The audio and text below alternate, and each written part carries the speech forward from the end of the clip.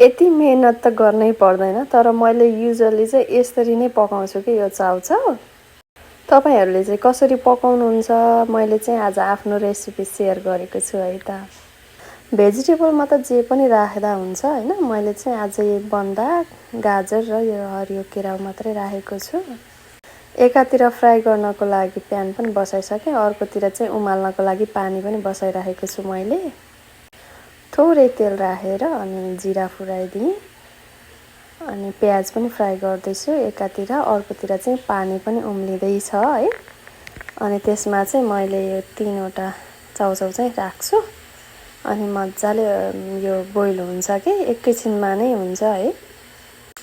Boil भइसके पछाडि चाहिँ मैले यसलाई चाहिँ अर्को त्यो जाली भाँडामा राखेर पानी जति फालिदिन्छु, अनि यो भेजिटेबलहरू चाहिँ एकैचोटि राखिदिन्छु, किनभने धेरै पकाउने होइन नि त। अनि फ्राई गर्दा गर्दै यता नुडल्स बोइल गरेर पनि रेडी भइसक्यो।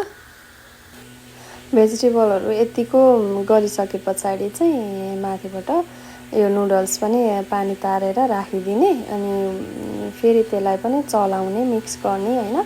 मसला बेसारहरू नि मैले हल्का राखेको थिएँ, त्यस्तो धेरै त केही चाहिँदैन, यसमा नै हुन्छ नि त। अनि केचप, सोया सस मैले राखेको थिएँ एड, अरू चाहिँ हैन। अनि अरू चाहिँ सबै यसमा भएको मसलाहरू मैले लास्टतिर राखेर मजाले मिक्स गरिदिन्छु। पिरो चाहिँ ठिक्क खानुहुन्छ भने यसले नै पुग्छ है। यो हट ससले चाहिँ ठिक्कको पिरो हुन्छ।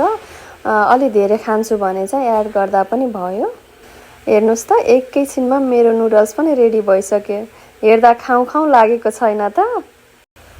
अनि मैले माथिबाट धनिया काटेर पनि सर्र छरिदिएँ। साइडमा अलिकति ड्रिङ्क्स त हुनै पर्यो हैन त। अब चाहिँ पालो खानेको, अनि हामी चाहिँ खायौँ। यस्तो नै मिठो भएको थियो हैन। यदि हजुरहरूलाई पनि यो नुडल्स ट्राई गर्नु मन छ भने यसको लिङ्क चाहिँ यही भिडियोमा छ है त। एकचोटि मेरो जस्तै तरिकाले बनाएर त ट्राई गर्नुस्, पक्कै पनि मनपर्छ हजुरहरूलाई।